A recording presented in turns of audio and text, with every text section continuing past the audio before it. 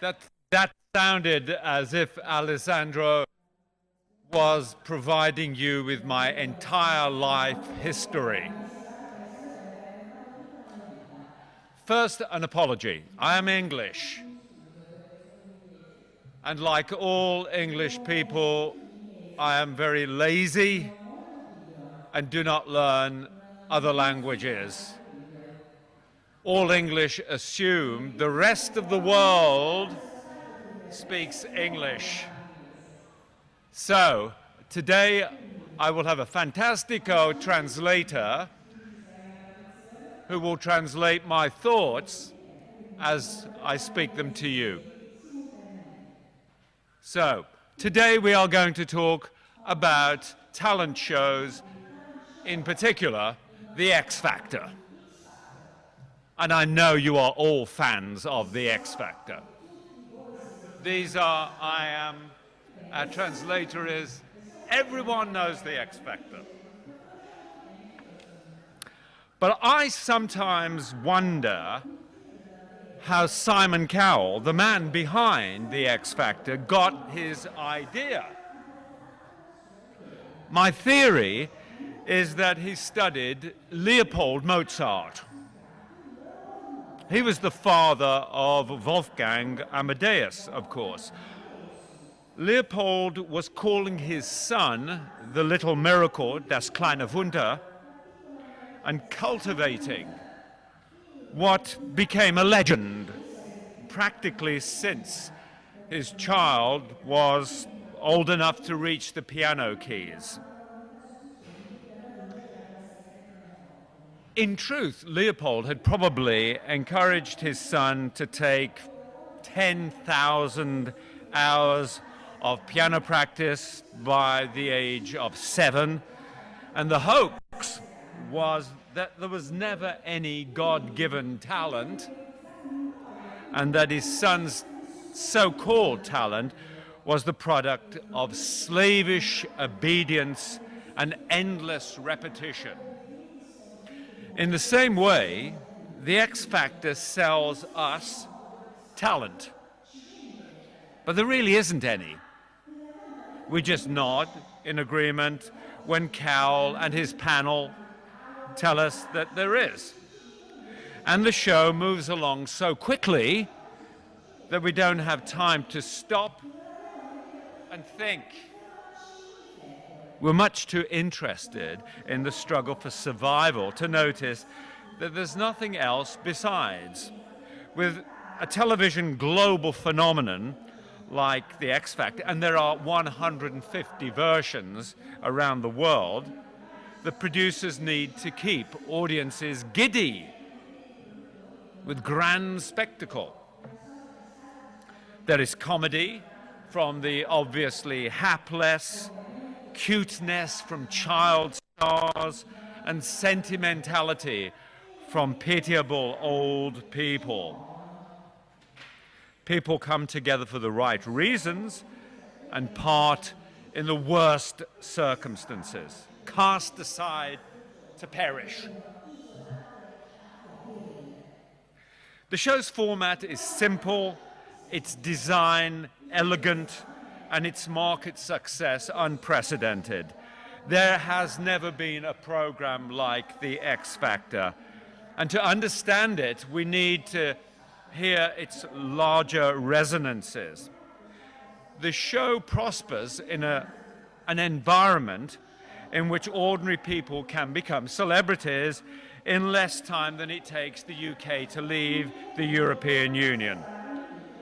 Prison officers become chanteurs, military personnel become singer-songwriters, unemployed youth become world-conquering boy bands in 3 months' duration. It is impossible to argue that they do not deserve their new status because we, all of us, the audience, the fans, consumers, vote for them. They are popularly elected in an elegant cultural democracy. Like all reality television shows, Viewers use their smartphones to vote for persons or acts that they consider the most worthy, and their decision is final. Theoretically, the show is under the control of the majority of the voters, so the competition for survival is, in a sense, pure. To continue to stay alive in the show, you have to keep adapting to the changing environment, in this case, an environment of voters. Reality television has been TV's alchemy. It turns its characters' vices into virtues, as alchemists once turned base materials into precious metals. People who display ignorance, dishonesty, and other kinds of depravity become praiseworthy. People who lack competence become worthy of our admiration. We are responsible for the transmutation. It is not a magical process. We simply vote for people we find agreeable, not necessarily likable. We can find people agreeable as long as we find them interesting. They stay in the struggle. Once they cease to be interesting, they die away. When René Descartes created his adage, cogito ergo sum, I think, therefore I am, he didn't have celebrity culture in mind, of course, but celebrities today may modify the saying, they think, therefore I am. They being the audience. As soon as they stop thinking about them, they disappear. Shows like The X Factor become microcosms and constituent parts of celebrity culture. By this, I mean that they play out a miniature version of a wider drama. You can see in today's culture, in The X Factor, from the 1920s to the 1990s, stars were people who were conspicuously different from us. We assume they had more talent than we have. They deserved our praise, if not adulation. We respected them.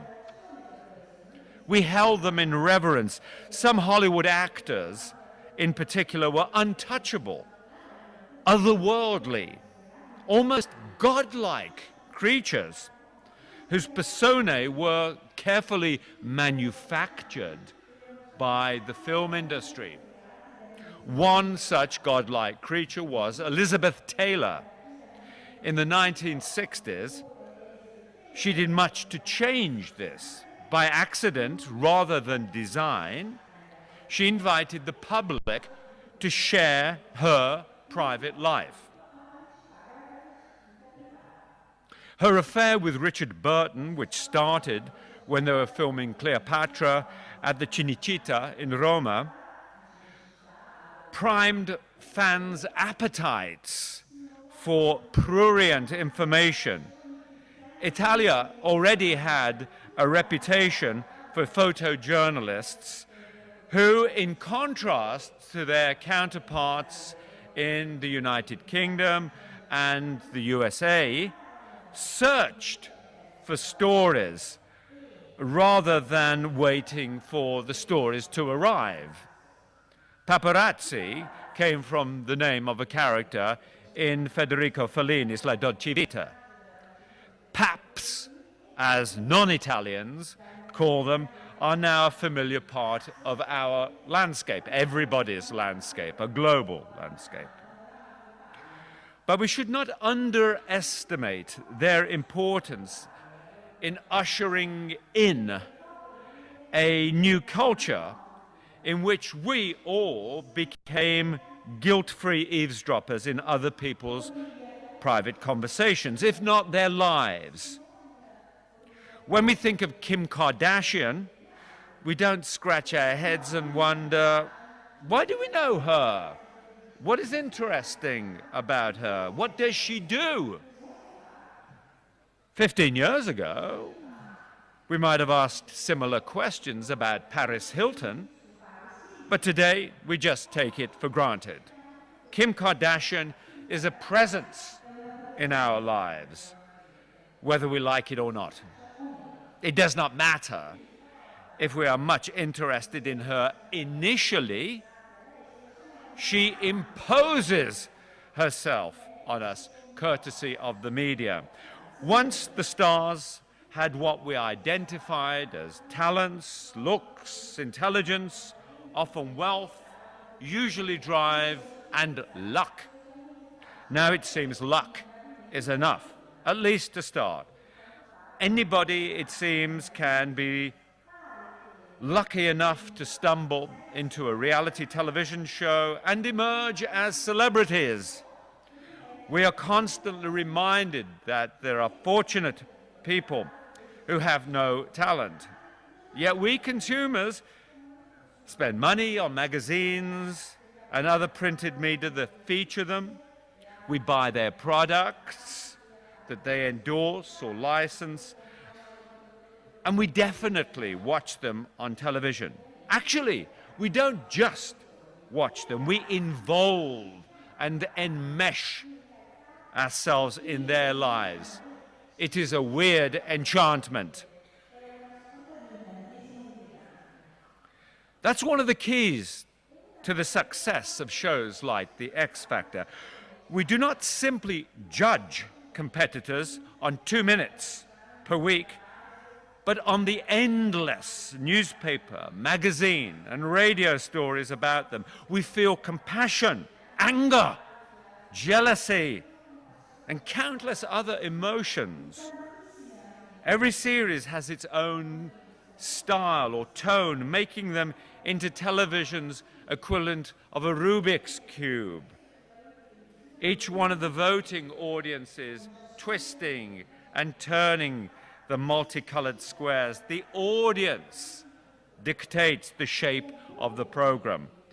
Of course, the audience, in a way, serves the interests of the company that produces the show and the broadcaster that screens the show, as well as the countless other media, online and print, that thrive off the narratives.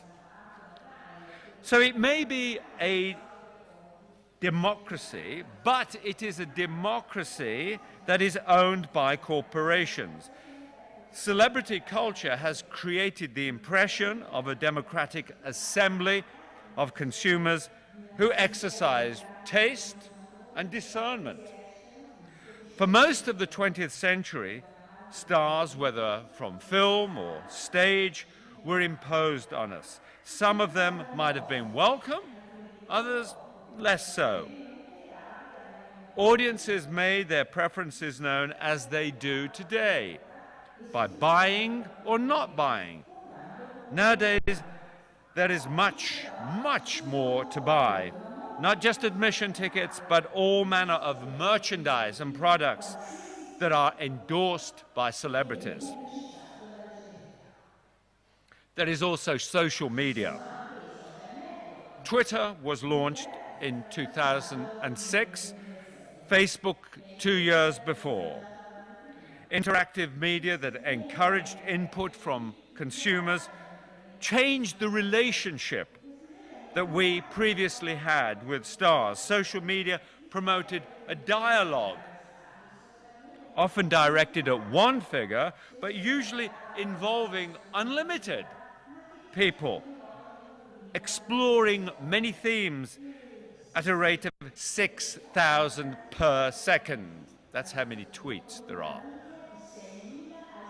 At another time in history, the idea of a global exchange of pointless information among a community of people who do not know each other and whose actions are inconsequential and make no material impact on our lives would have seemed ridiculous. In the early 21st century, it is entirely consistent with a new prurience. We become voyeurs. I do not wish to exaggerate the power of people in the celebrity republic.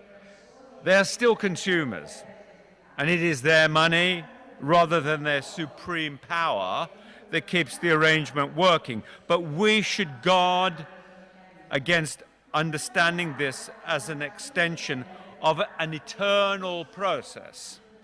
We can find similarities in history, but there is something unique about the cultural context that now surrounds us and inhabits us.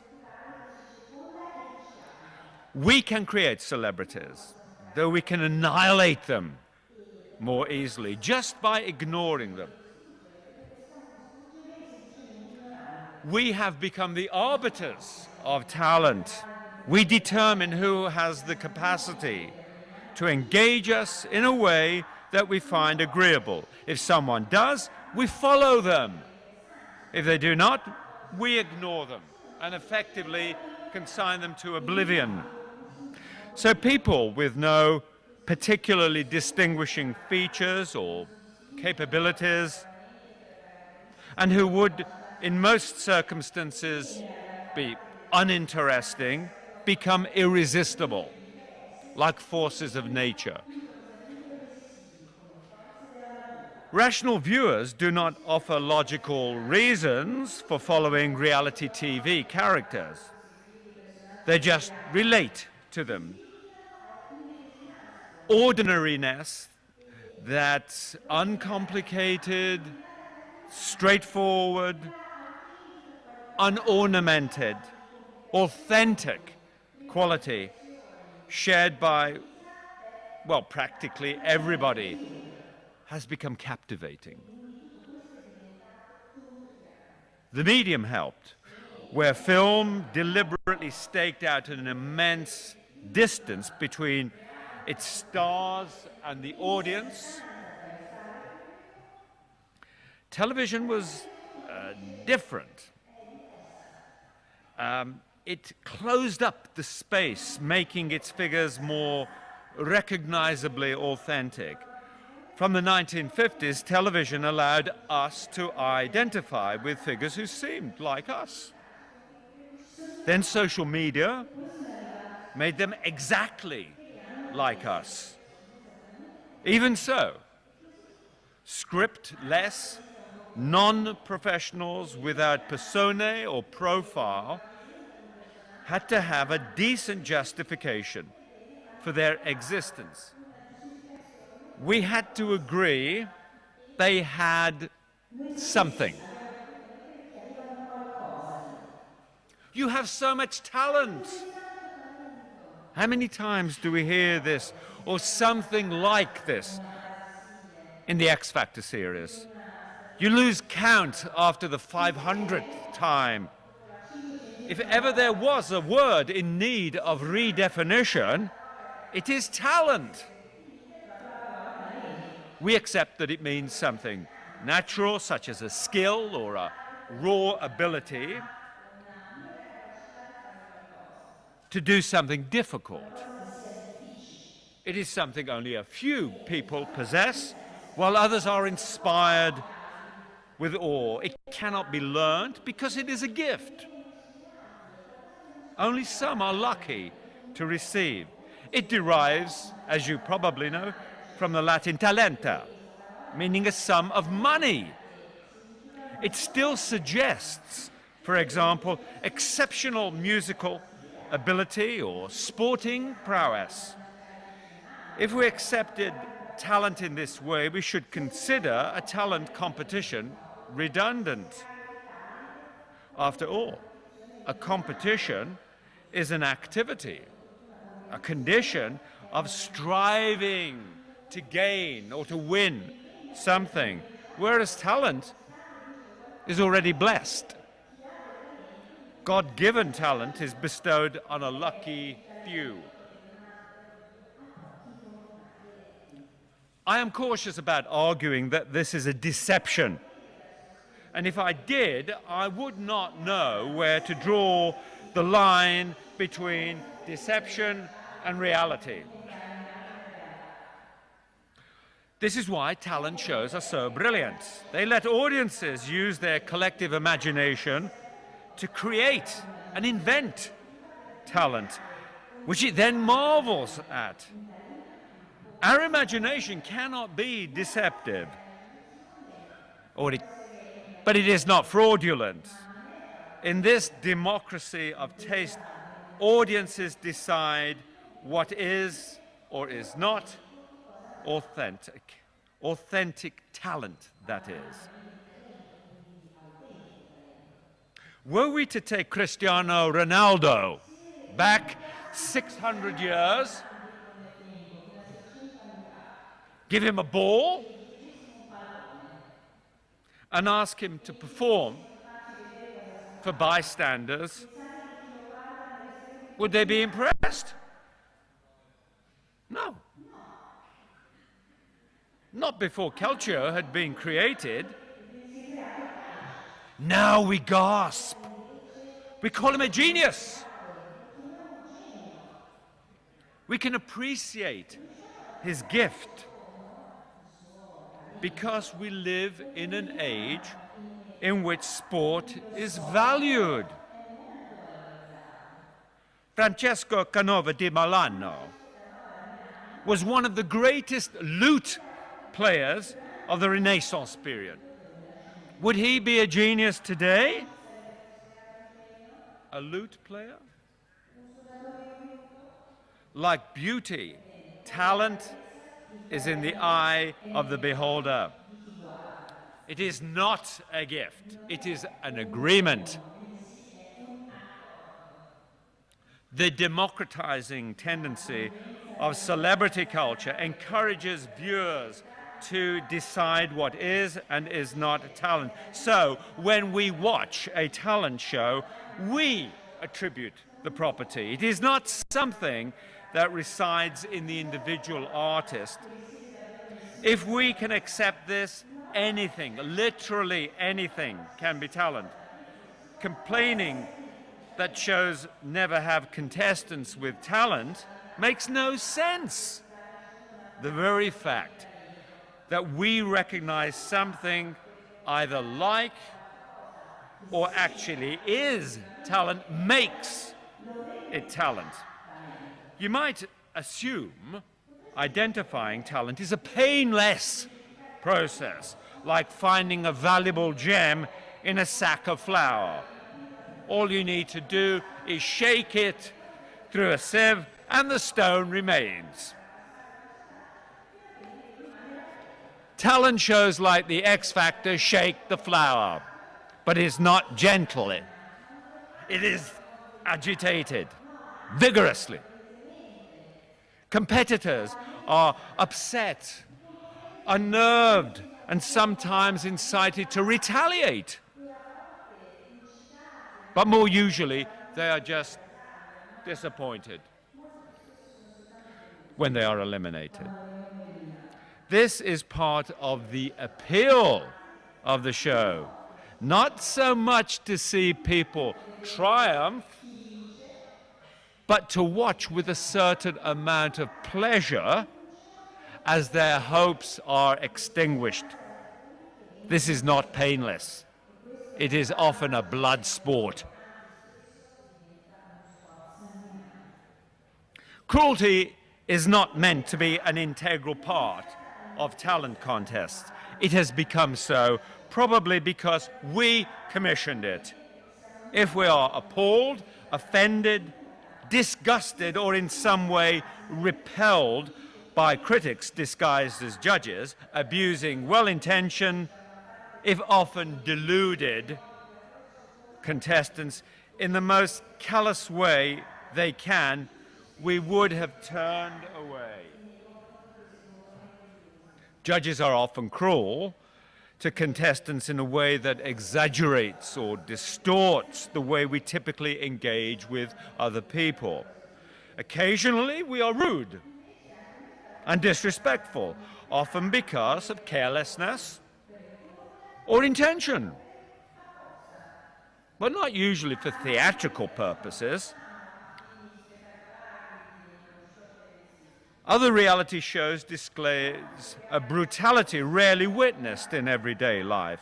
People are not just unkind to each other, but occasionally pitiless in their lack of regard. This may be theatre, but it may also mimic something unpleasant about the way we behave towards each other in radically changed circumstances. Watching the television shows like The X Factor, I am often reminded of a series of experiments conducted in the United States in the 1970s.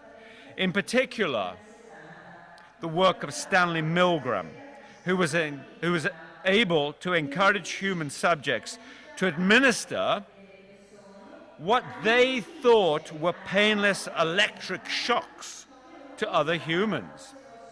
And the studies of Philip Zimbardo, who recreated prisons and invited subjects to role-play guards and inmates. 24 subjects were split into two groups, prisoners and guards, and instructed to act out roles in appropriate behavior in a specially constructed prison at Stanford University in the United States. Those playing guards were given suitable uniforms and accessories, while prisoners were assigned numbers and made to wear muslin smocks. Zimbardo's experiment soon edged towards catastrophe as guards tormented their captives, imposing punishments callously and arbitrarily. They took away basic rights such as mattresses, food, and washing facilities from the prisoners, one of whom went on hunger strike in protest at the callous treatment. Zimbardo had to abort the experiment. Though in itself, this was a more interesting conclusion than he might have hoped for. I'm sure the designers of The X Factor and other reality shows did not consciously seek to emulate these experiments, though I am equally sure that they were impressed by how entertained viewers were by cold-blooded acts that caused pain and distress that borders on the sadistic. Recall, I said earlier that we have become voyeurs. It may not be a comforting thought, but these shows disclose an unpleasant aspect to our sensibilities. Should we be more offended or shocked than we actually are?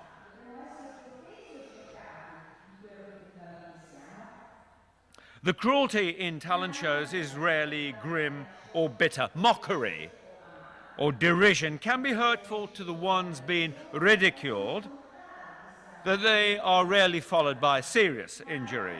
Mockery is social. We all laugh.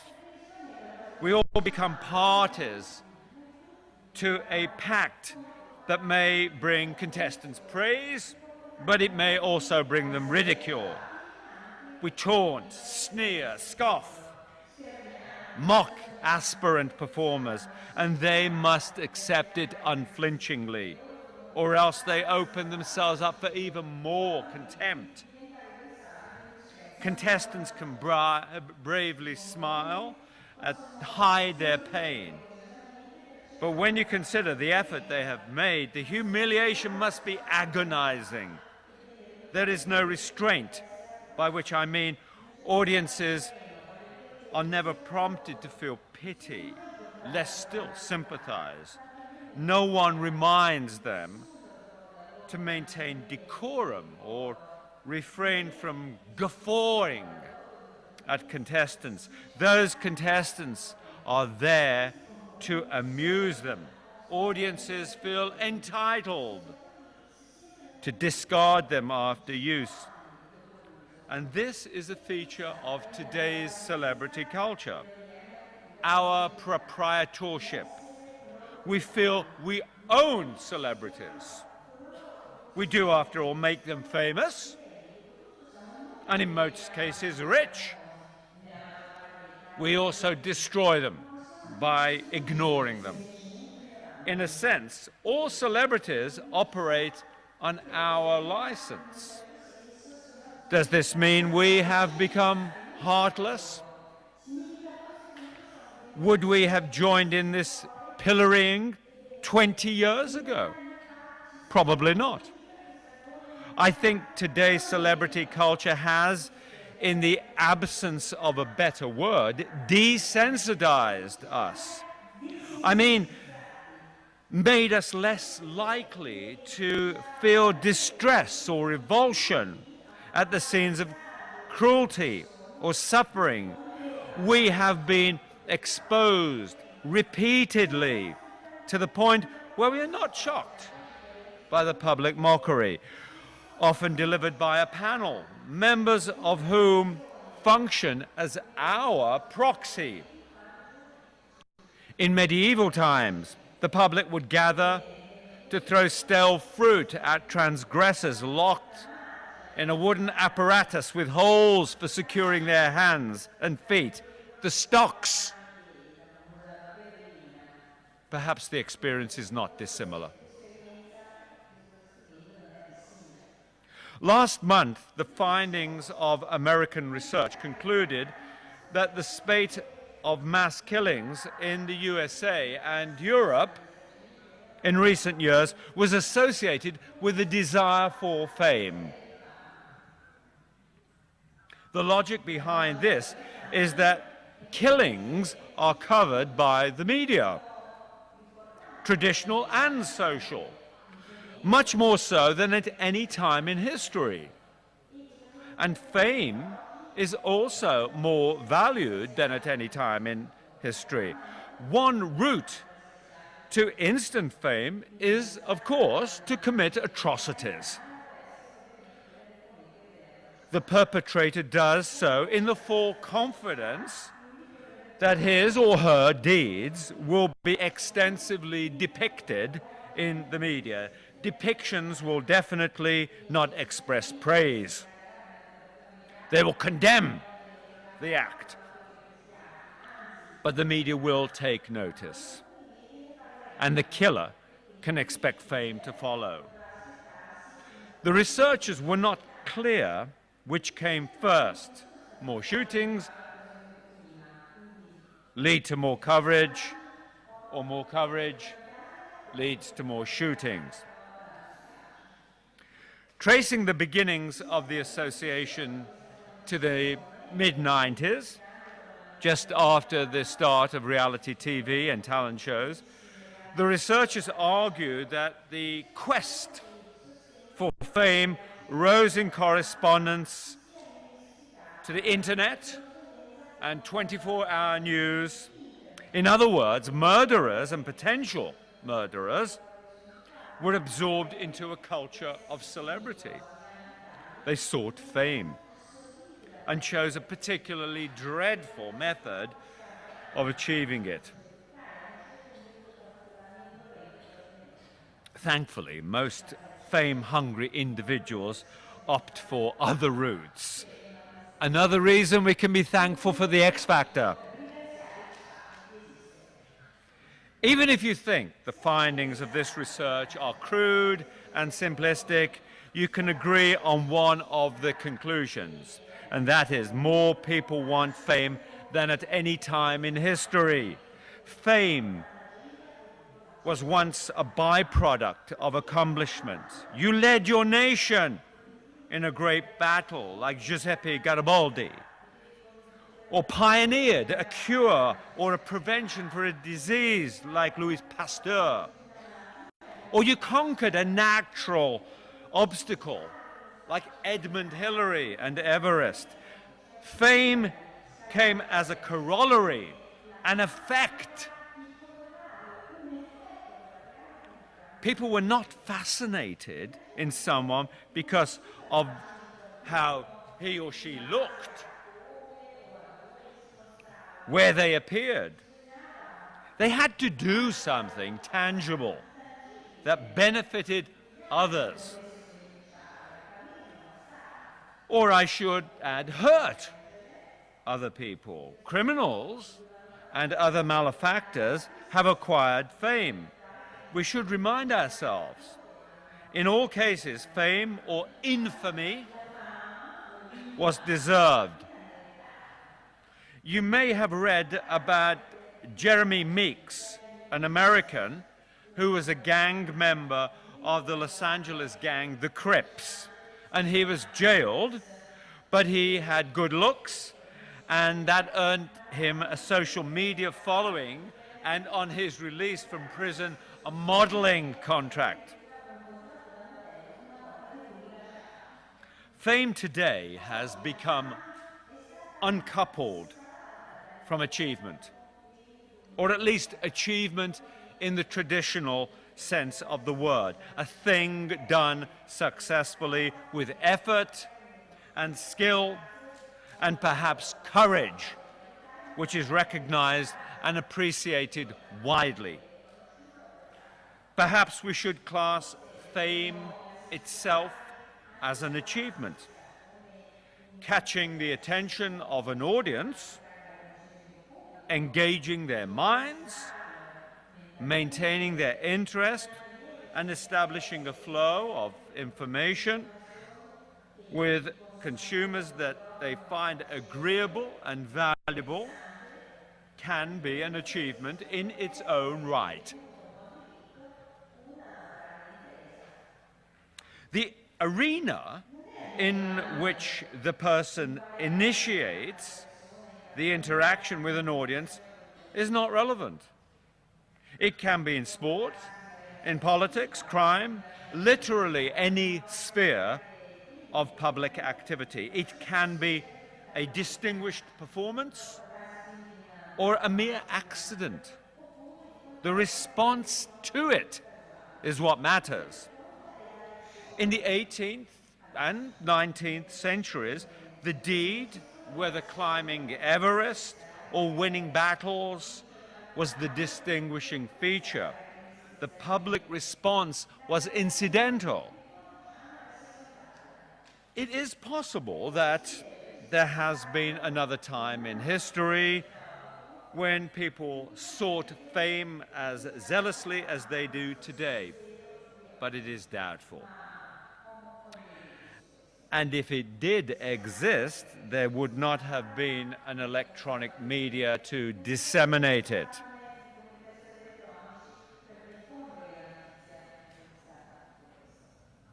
Just imagine, it is 1966. We hear a salacious rumor about, say, Sophia Loren or Gina Lollobrigida. What might our reaction be? Some, perhaps most, would assume same as today. But it would be, who cares? It's none of our business. We are interested in how these two women entertain us in films like The Millionaires or Solomon and Sheba. What they do off-screen in their own time is their business. We don't care. Why would we pry? There were talent contests on television in the 1960s, but we surveyed how people presented their talent and whether they performed it in a way we found amusing. Not with whom they were sleeping, or what kind of drugs they favored, or what dirty secrets they kept away from us. The X Factor's congruence with other aspects of culture is obvious. At a time when notions of privacy and intimacy are undergoing radical revision, the condition of being free from being observed by others seems ripe for adaptation. Now people share without inhibition, suggesting how elastic the concept of privacy has become. I mentioned Elizabeth Taylor earlier. She was the first Hollywood star to make her life transparent to the media. In the 1960s and 1970s, the media was less flexible than today, of course. Today, were Taylor and Burton caught in flagrante, as they were in Ischia, the image would circulate around the world long before they consummated their encounter. Now we are what some people call prosumers. We are consumers, but with the equipment that enables us to generate, customize, and distribute information. In other words, we are producers as well as consumers.